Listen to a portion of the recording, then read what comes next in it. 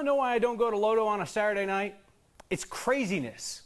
Also, I'm a 35-year-old married man with a child at home. That is also why I don't go to LoDo on Saturday nights. But if I was single and ready to mingle, the kind of mingling that went down in the overnight hours this weekend was out of control.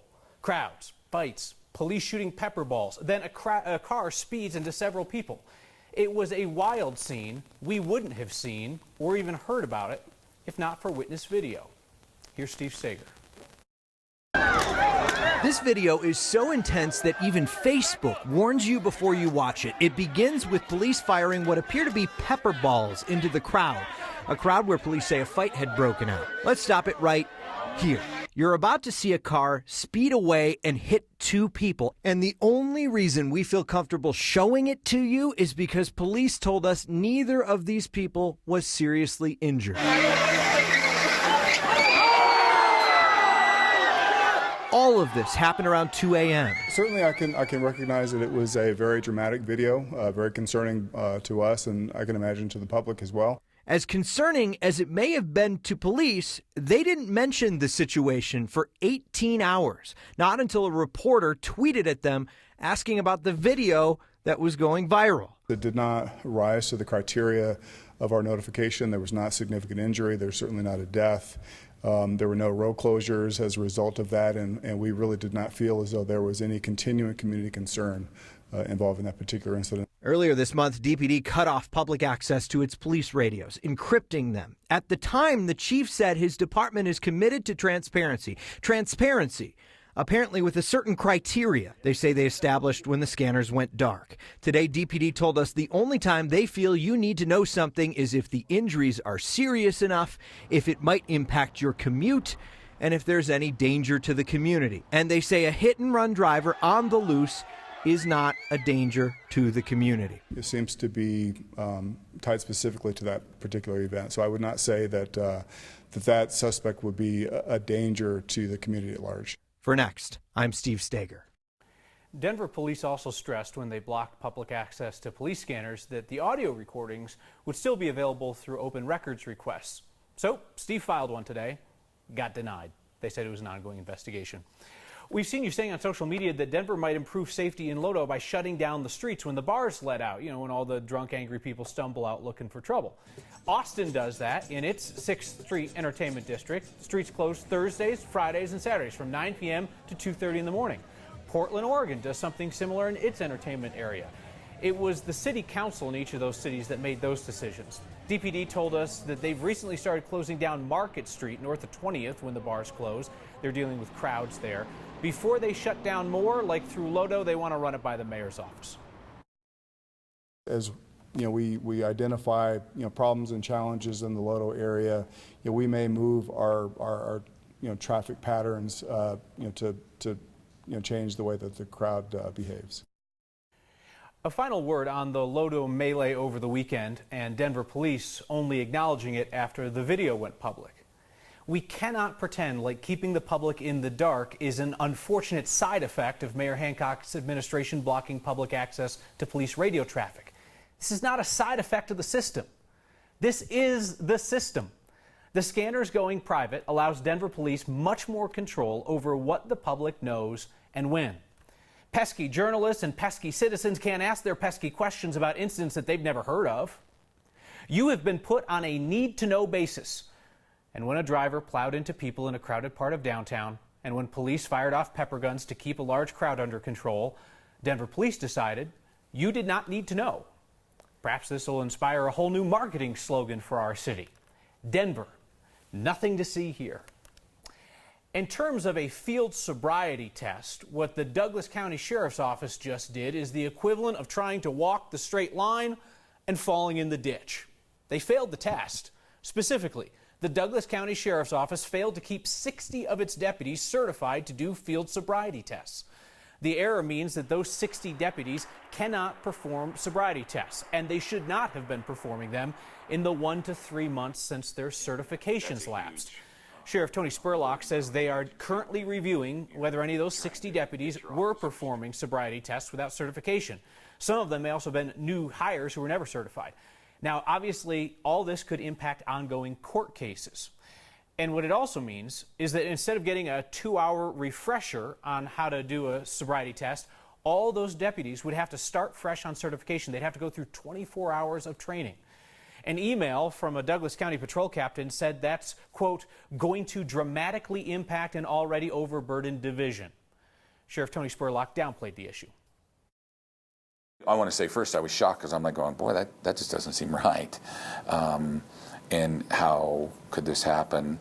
And then once we started looking at it, we determined that, well, it really wasn't what it says.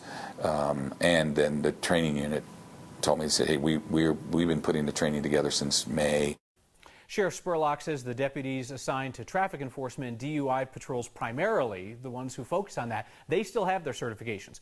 And those deputies can be called to the scene to do a sobriety test if one of the 60 uncertified officers is the one who makes the stop. And the sheriff said they might just determine instead of 24 hours of new training, they just won't recertify those officers at all. When the newly progressive Denver City Council nuked the contracts for privately run halfway houses, it changed which communities will get future halfway house inmates. So right now, Denver City Council is considering a short-term fix. But our Marshall Zellinger found out that fix could end up in your community. In which community will these people go, right?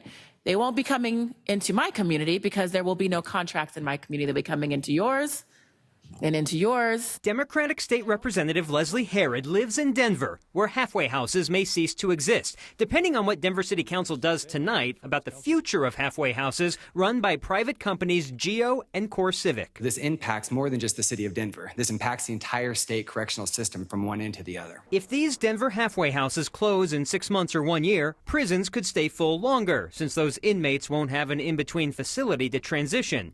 If these Denver halfway houses close in 6 months or 1 year, inmates may be assigned to halfway houses in other metro area communities. If these Denver halfway houses close in 6 months or 1 year, will there be staff to make sure the inmates get the help they need, or worse yet, staff to make sure the inmates come back at the end of the night? How many of us would want to keep a job if we knew it was going to be gone in 6 months? Which one of us wouldn't be looking for something else, knowing that you have to feed your family and your kids 6 months down the road?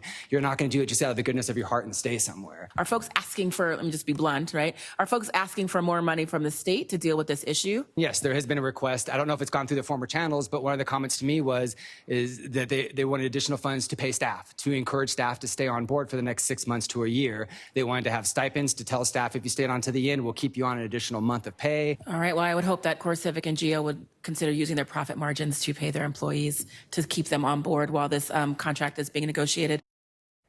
The reason this was even being talked about at the Capitol is because that committee is supposed to figure out how to ease the prison population. This decision could really jam it up. Kyle, here are my takeaways from the meeting. Is that the opinion is that this Denver City Council should have talked to the state to say, hey, if we make this decision, what's the state impact? And possibly talk to other communities about a decision that Denver's going to make. But I mean, if Denver wants to just go rogue and just do whatever it wants, whenever it wants, it can. Yeah, I have two thoughts on that. One is it's a home rule city. They control like if we want to cancel this, that's our prerogative. Or maybe this new city council didn't know that it was going to have that trickle up and trickle down effect. It's going to cost the state more money, or it's going to cost other communities money because suddenly you're diverting Denver inmates to Arapahoe County, to Jefferson County, to Douglas County. It's your issue now. Yeah, what a surprise. Action, reaction. All right, thank you, Marshall. Our next question comes from Allie, who says that she made a Twitter account just to talk to Next. We love you, Allie. She wondered, why does the City of Boulder's Ranger car have California plates? Seriously, a government vehicle with out-of-state plates. So I just kind of assumed that this was Governor Polis turning Colorado into Rata-California, like those hilariously bad political ads. But no, a City of Boulder says they rent some vehicles when they need additional help with enforcement and maintenance. The city says that renting them based on need is a smarter choice and saves taxpayers money. So Cali plates on a Boulder truck aren't Rata-Californicating Colorado. It's actually fiscal conservatism. Who knew? Allie's question reminded us of the sharp-eyed Next viewer in 2016 who noticed that Denver's mobile restroom trailers had Montana plates. The city pays Liberty Waste Management for those vehicles, so they're not Denver's portable potties. We're just basically paying for them. That contract, by the way, runs through December of this year. Today, the trial began for Colorado's biggest 9/11 truther / Palisade peach producer / illegal marijuana grower. That last part is according to prosecutors. And it is the only reason that David Cox is on trial in Mesa County this week, because growing peaches, not a crime. They're delicious. Also, it is not illegal to print up your peach boxes with 9/11 conspiracy theories that confuse people each summer when all they want to do is bite into a succulent piece of produce and instead come face to face with David Cox's theories about how 9/11 was an inside job. Cox went on trial today because, along with the peaches, prosecutors contend he was illegally growing marijuana. He says that is retaliation for his 9/11 conspiracy views. He also insists that it was not marijuana, that it was legal hemp, which of course cannot get you high. We've seen a lot of cases like this over this confusion. So Cox is acting as his own attorney, which is the least surprising thing ever. He asked the judge today to delay the trial so that he could go get a real attorney. The judge said no, because he's asked for that again and again, and he never goes out and gets an attorney. So jury selection is next in the case of the Palisade peach grower, 9/11 conspiracy theorist, and grower of something. I didn't have a wall big enough in my house. So she put them in her garage, not where you would expect to find work from a famous artist. And on this Women's Equality Day, this state should take a bow. Colorado was so far ahead of the nation. A history lesson we can be proud of. Next. Oh, what a day. Colorado, we see you. It looks like fall. It feels like fall, but it's still technically summer, as you know. The temperatures today some 20 degrees cooler than yesterday when we came close to a record, almost 100 yesterday. And we'll enjoy another day with temperatures below average. Very little moisture, even with this powerful system just knocking on our door to the north. We've got a wind shift that'll bring in a little bit of fog and maybe a few sprinkles or just a little bit of low cloud cover out on the far eastern plains tomorrow morning. Not quite into DIA. Don't think it'll impact travel there. Denver stays dry. We have a cool and comfortable evening coming up with forecast lows. Good sleeping weather in the mid-50s. Fair skies to kick off your Tuesday. Another nice day with temperatures about 10 degrees cooler than average. The heat returns midweek. Low 90s Thursday ahead of a weak cool front taking us into a long weekend for many. Low to mid-90s for Sunday and the holiday on Monday. And beautiful pictures coming in on the digital network tonight. Keep them coming. Let us know what you're up to. We want to know, right, Kyle? Kit Carson, not the greatest dude, but that's a beautiful mountain. Hey, speaking of history, when American women won the right to vote in 1920, Colorado was like, yeah, that's so 1893. On this Women's Equality Day, Byron Reed looks at the way that Colorado led the way. The road to women's equality has a long history here in Colorado, dating back to the 1890s. The first state to pass the right to vote before the rest of the nation got on board. So we were definitely a trailblazer in that arena. 27 years later, the 19th Amendment was signed into law, guaranteeing full voting rights to women across the country. Colorado preceded the nation by at least a quarter of a century, enfranchising women voters in 1893. Dawn DePrince is the Chief Operating Officer for History Colorado and says before, women were often blocked from voting. Voting happened in saloons, and so that was one of the reasons that they did not want women to vote. They didn't want women to be entering into these traditionally male spaces. We are also here to celebrate. Today marks the 99th anniversary of the largest voting rights expansion in American history, which prohibits states and federal government from denying the right to vote based on gender. Women fought for this right. They organized, they went to every community and county in the state of Colorado, and they organized voters around this very cause. So many people who have come here, not just to celebrate the rights we have as Americans, but also kind of the steps we've taken as Coloradans to make sure that we are all equal and free. Historic steps taken to help people from around the state. Women's Equality Day. Honor those who fought for women's right to vote. We honor them by carrying forward their legacy. For next, I'm Byron Reed. Colorado was also the first state with women elected into state government, starting in 1895. And today, 47 of our state's 100 state legislators are women. The state still has never elected a woman as governor or U.S. senator. So I gotta ask, if you had a painting by a famous artist, big deal, where would you display it? We've been in my garage. It's waiting for a home. Those paintings have a great backstory, and now, a new home.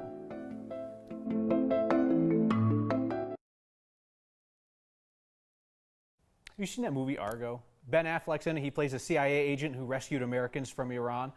Maybe you know this. The guy he portrayed, he's from Denver. And before that man worked for the CIA, he was an artist who did work in an old hotel that was demolished in Washington Park. Now, 2 of the paintings that used to be in that hotel have a new home. It's about being in an environment that is constantly bringing different thoughts into your mind, and what better way to achieve that than by surrounding yourself with artwork. My name's Caroline Lofts and I'm the COO at Workability. Okay, so these are the 2 paintings that Tony did. So we have 2 pieces of art that were created by Tony Mendez, who is best known for his work in the CIA, for pulling off an audacious escape by pretending to be a film producer, most famously depicted by Ben Affleck in the film Argo. But before all of that, he was busy being a creative soul in Denver. These 2 paintings have been created using old photographs. And they were in my garage for like 20 years. Lisa had found these paintings and was trying to find a good home for them. My name's Lisa Leiter. Back in 1968, they tore down the Park Lane Hotel in Denver, and these pictures were crated up. He created these frescoes for the Park Lane Hotel. My dad was one of the guys that was there helping clean out the storage unit, and so they're like, take those over and put them by the dumpster. And he's like, he really liked them, and he's like, well, could I take them? And they're like, yeah, sure, no problem. And then in 2000, he cleaned out his garage, and he's like, do you have a place for these? I really love them. And so they came to my garage. And then there was a story done. My father, Simon Lofts, is the person who saw the original piece on the local news. And Simon called me, and he's like, I would love to make a home for the pictures. And so that's how the pictures ended up here. I emailed and I just said, I have a couple of paintings, and I explained to him what the paintings were, and I sent him a photograph, not a very good photograph. And he said, I am the artist. He says, you know, I could get them from you and I could bring them here to Maryland. He says, but I think that they have provenance to be there in Denver, and it'd be really nice for them to be able to stay in Denver. The members of Workability are, in their own rights, creative, innovative people. And I think that this is the perfect space for Tony's paintings to be, because it's like minds in all coming together. Tony Mendez passed away earlier this year. His son is a sculptor. He still lives in Denver. The most Colorado thing we saw today is people thinking right past fall, just skipping over fall and looking to hire something called a snow reporter. And you folks know a lot about the history of women's suffrage. You educated me with your emails during the commercial breaks, and I'll share a few of them next. The most Colorado thing we've seen today is thinking snow in summertime. Winter Park is trying to lock down snow reporters for ski season. Now, I'm just a regular reporter, but a snow reporter sounds like it'd be a cool title and a sweet job. You ski or snowboard, and then you report on the mountain and the snow conditions. Sounds like a pretty good gig. You share the most Colorado thing you've seen using the hashtag HeyNext, or email us next@9news.com. On women's suffrage and Colorado's role, and a number of you, Kathleen, Ken, Tom, Larry, all wrote in to note that Wyoming, while a territory, gave women the right to vote. They came into the Union in 1890. And Joe writes in, I never heard this, that women could vote in New Jersey in the late 1790s before the right was taken away. A fact coming in from Joe Manley.